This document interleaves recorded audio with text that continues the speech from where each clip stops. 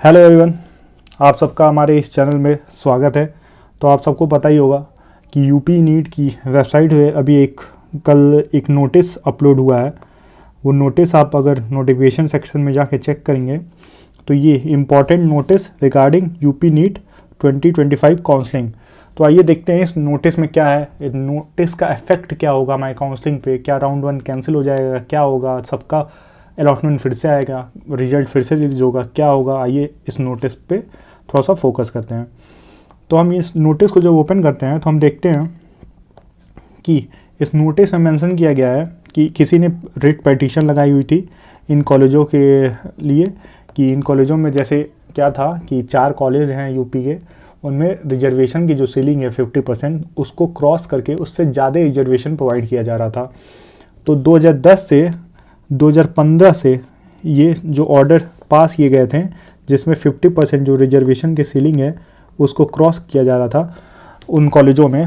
तो high court ने क्या कहा है, हाई कोर्ट ने कहा है कि ये जो 4 कॉलेज हैं इसमें से इनमें जो रिजर्वेशन है वो 2006 एक्ट के अकॉर्डिंग किया जाए। 2006 एक्ट में क्या है, उसमें जो हर नॉर्मल कॉलेजों में मतलब अलग दूसरे कॉलेजों में जो रिजर्वेशन का परसेंटेज अप्लाई हुआ है, जैसे इसमें एससी का कुछ परसेंटेज फिक्स है, एसटी का फिक्स है, ओबीसी का फिक्स है, तो उस हिसाब से इनको सीट अलॉट की जाए। तो इस ऑर्डर में हाई कोर्ट ने कहा है कि ये जितने भी ऑर्डर्स थे, ये वाले ऑर्डर 2010 से 2015 के बीच में जितने भी ऑर्डर ये वाले पास किए गए थे, इनको क्वाश किया जाता है, ठीक है। और स्टेट को डायरेक्ट किया जाता है कि इन 4 कॉलेजों में strictly based upon reservation as prescribed in reservation act 2006 उसके हिसाब से सीट अलॉट की जाए फिर से। और इसमें साफ मेंशन किया है रेस्पोंडेंट नंबर 2 मतलब गवर्नमेंट, ये रिस्पोंडेंट नंबर 2 गवर्नमेंट है, उसको अंडर को फ्रेश एक्सरसाइज करना पड़ेगा। मतलब कोर्ट को ही बताया गया था कि राउंड 1 कंप्लीट हो चुका है, तो कोर्ट ने कहा है कि आपको फिर से राउंड 1 कंडक्ट कराना पड़ेगा। आपको जो ये बच्चे हैं इन कॉलेजों को उनको फिर से काउंसलिंग का अवसर प्रदान करना पड़ेगा। और ये जो रिजर्वेशन का जो ये आपने फॉर्मेट बनाया है इसको चेंज करिए, और जो हर कॉलेजों में बाकी कॉलेजों में लागू हुआ है 50% वाला जो रिजर्वेशन क्राइटेरिया है उसको उसके हिसाब से इसमें अलॉटमेंट करिए। यहाँ पे साफ यहाँ इन्होंने ये मेंशन भी किया हुआ है, ठीक है। तो आइए हम देखते हैं कौन कौन से वो 4 कॉलेज हैं। तो 4 कॉलेज हैं कन्नौज, अंबेडकर नगर मेडिकल कॉलेज, जालौन वाला गवर्नमेंट मेडिकल कॉलेज और सहारनपुर वाला। इन चारों में स्टेट कोटे में 85 सीट्स हैं, ठीक है। कुल मिला के इन सब में 340 सीट है, ठीक है। 340 सीट इन टोटल कॉलेजों में हैं। तो जिसमें एक कॉलेज का अगर हम देखें डिस्ट्रीब्यूशन कैसे हुआ है, तो एक कॉलेज में लगभग 85 सीट्स हैं, ठीक है।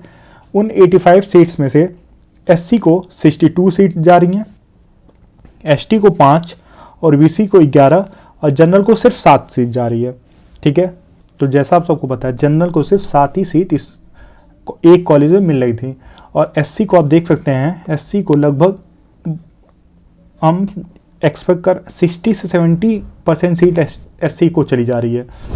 तो ये और बाकी कॉलेजों में ऐसा नहीं है, वहाँ पे जो क्राइटेरिया है वो आप देख सकते हैं कि एससी को सिर्फ 21% सीट जाती हैं, एसटी को 2%, ओबीसी को लगभग 27%। तो ये अब इन कॉलेजों में ये वाला फार्मूला अब अप्लाई किया जाएगा, ठीक है। इससे बेनिफिट किसको होगा, किसको फ़ायदा किसको होगा, तो जनरल हमारे जनरल भाइयों को और ओबीसी भाइयों के जो लड़के हैं उनके जो कट ऑफ है वो थोड़ी सी ड्रॉप होगी। और एससी कैटेगरी के जो स्टूडेंट हैं, ठीक है, उनकी कट ऑफ थोड़ी सी इंक्रीज़ होगी, क्लोजिंग कट ऑफ थोड़ी सी ऊपर आ जाएगी एससी की, ठीक है। ये इफेक्ट हम लोग को मेनली गवर्नमेंट सीट पे दिखेगा। तो प्राइवेट वाले ना घबराएं कि उन पे क्या इफेक्ट आएगा, उन पे ये कट ऑफ ऊपर जाएगा नीचे, नहीं, उन पे उतना इफेक्ट नहीं आएगा। ये इफेक्ट जनरल ओबीसी और एससी के बच्चों को गवर्नमेंट सीट पे इफेक्ट दिखेगा, ठीक है। और हम कई लोगों का क्वेश्चन है सर आगे क्या होगा, क्या अलॉटमेंट फिर से आएगी, क्या मतलब हम लोग को फिर से चॉइस फिलिंग करने को मिलेगा, ठीक है, क्या चॉइस फिर से होगी, क्या अलॉटमेंट हम लोग का फिर से आएगा, ठीक है, क्या हम लोग को फिर से डीडी या फीस सबमिट करना पड़ेगा, क्या होगा। तो देखिए अभी तो कुछ क्लियर नहीं है, अभी यूपी डीजीएमए की नोटिस का वेट कर लीजिए, ठीक है, नोटिस का वेट कर लीजिए। अभी कुछ अभी क्लियर नहीं है। यूपी डीजीएमए भी अभी सोच रहा है क्या करना है, कैसे कंडक्ट कराएं कि ज़्यादा बच्चों को अफेक्ट ना हो, दिक्कत ना हो, क्योंकि कई बच्चों ने फ़ीस जमा कर दिया है, कई बच्चों ने पूरा अपना कॉलेज में जाके एडमिशन भी करा लिया है। तो डीजीएमए सोच रहा है कि कैसे इसको कंडक्ट कराएं कि कई बच्चों को, अधिकतर बच्चों को दिक्कत ना हो। अगर हम थोड़ा सा पीछे जाएं, पिछले साल जाएं, 2024 में जाएं, अगर हम 2024 में जाएं तो आप लोग को याद होगा, अगर याद है तो, बिहार में कुछ ऐसा ही हुआ था। मतलब लगभग ऐसा नहीं था, लेकिन थोड़ा सा सिमिलर था केस, ऐसा ही कुछ। उसमें भी क्या था, उसमें भी सिर्फ 30 बच्चों की बात थी, ठीक है, सिर्फ 30 स्टूडेंट्स की बात थी। उसके लिए क्या हुआ था आइए देखते हैं। ये जो 2024 का नोटिस है, राउंड 1 जो बिहार में कैंसिल कर दिया गया था, वो वाला नोटिस है।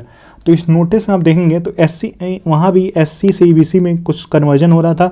30 बच्चों की बात थी, ठीक है, सिर्फ 30 बच्चों की बात थी।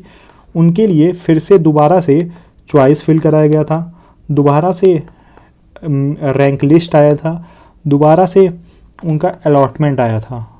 सबका अलॉटमेंट दोबारा से हुआ था। आप देख सकते हैं इस वाले पॉइंट में कि जो अभ्यर्थी चॉइस फिलिंग करना चाहते हैं वो चॉइस अपना एडिट या अनलॉक हो चुका है, वो अपना चॉइस फिर से फिल कर सकते हैं। इस नोटिस में नीचे भी डेट्स पूरा दी गई थी कि चॉइस एडिट करने के लिए पूरा मौका दिया गया था। रिवाइज सीट अलॉटमेंट आई थी, फिर से अलॉटमेंट ऑर्डर आया था, फिर से डॉक्यूमेंट वेरिफिकेशन आया था, एडमिशन डेट आया था।